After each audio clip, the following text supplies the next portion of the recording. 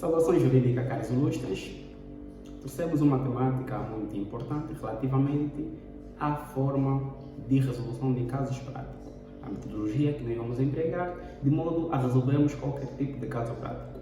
No entanto, existem dois tipos de casos práticos: os casos práticos with iure e os casos práticos com respostas fechadas, que é aquelas que nós temos maior probabilidade de acertarmos em relação aos casos práticos with iure, uma vez que são casos práticos abertos, com uma definição mais abrangente daquilo que nós estamos acostumados a fazer. No entanto, como é que nós vamos empregar as formas unitárias de resolução de casos práticos?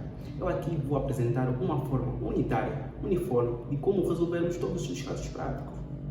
No entanto, a primeira forma unitária de resolvermos os casos práticos é baseando-se nos elementos objetivos, que são elementos respeitantes à pessoa que vai elaborar o próprio caso prático. Ou seja, no âmbito da resolução de casos práticos, há sempre uma introdução, desenvolvimento e uma conclusão ou solução do que consiste o caso prático. Ou seja, na conclusão, além de apresentar a sua conclusão no âmbito da resolução, tens que apresentar a solução que se baseia ao problema do caso prático que o docente quer, na verdade. É por isso que nós nos distraímos tanto em criar abordagem em relação ao próprio tema e nos esquecemos de dar solução ao mesmo. Por esse fato, não nos é validado. No entanto, o que é que compreende a introdução? A introdução compreende-se com alguns elementos. Na introdução, nós devemos, primeiramente, identificarmos os elementos relevantes para o direito, porque há, no entanto, elementos acessórios que só vão dar complementariedade, só vão dar sentido ao próprio caso prático.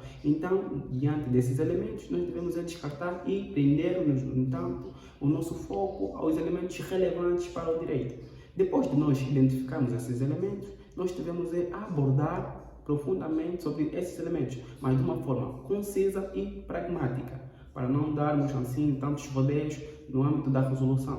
No entanto, depois de nós abordarmos sobre essas todas as questões relevantes para o direito, nós devemos subsumir o facto à norma, ou seja, aqui é simplesmente para nós subsumirmos o facto do caso prático à norma correspondente do direito, porque há uma norma correspondente no âmbito do direito a que se preende o caso prático.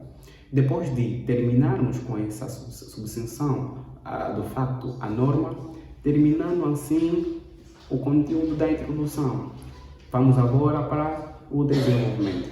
O que é que acontece no desenvolvimento? O desenvolvimento aqui é para nós nos prendermos na temática do quid, que é o problema que consiste no nosso caso prático. Ou seja, todos os casos práticos, não importa os casos práticos de respostas direitas, os casos práticos de quid iure, há sempre um problema em que consiste o próprio caso prático. No entanto, no desenvolvimento é simplesmente para nós nos focarmos na temática das abordagens que tem que ver com a solução do próprio problema. No entanto, depois de nós desenvolvermos sobre as temáticas que vão dar solução ao quid, vamos para a conclusão ou solução. O que é que acontece aqui? Aqui, na verdade, nós devemos concluir tendo como fundamento os pressupostos que nós vimos na introdução e, de facto, aqui vamos ter que enquadrar de modo a dar solução ao problema que nos foi apresentado, ou seja, a solução que consiste no nosso caso prático. No entanto, o que é que acontece relativamente aos artigos?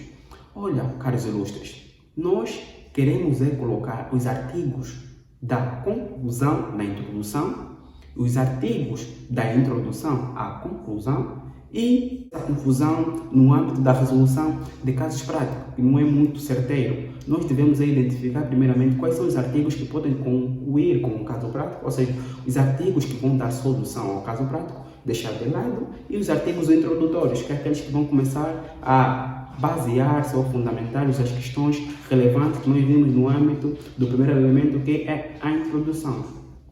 É o mesmo que acontece em qualquer discurso. Nós temos aqui os conectores linguísticos, que é primeiramente os elementos introdutórios, que é para introduzirmos uma abordagem, e os elementos conclusivos, que é aquele que nós vamos concluir uma determinada oração. É o mesmo que acontece na resolução de casos práticos. Há artigos que vão dar sustentabilidade no âmbito da introdução e artigos que vão dar sustentabilidade no âmbito da conclusão ou solução do próprio problema. Então, nós devemos nos atentar a esses pormenores porque são de facto relevantes e prioritários no âmbito da resolução de todos os casos práticos. Nós devemos focar-nos tanto nisso. A título exemplificativo, se nos é apresentado um caso prático no âmbito do direito privado que tem que ver com a assunção de dívida, por exemplo, nós vamos ver que para essa problemática há outros elementos acessórios, há outros elementos relevantes no âmbito do caso prático.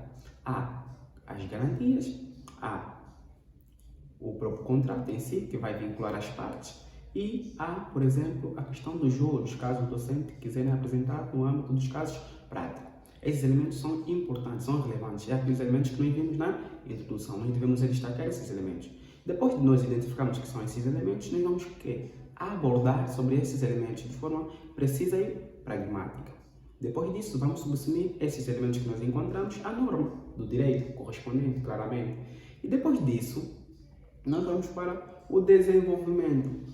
Pelo menos nessa questão, o grande problema aqui é sabermos se de facto o terceiro pode assumir ou não a dívida.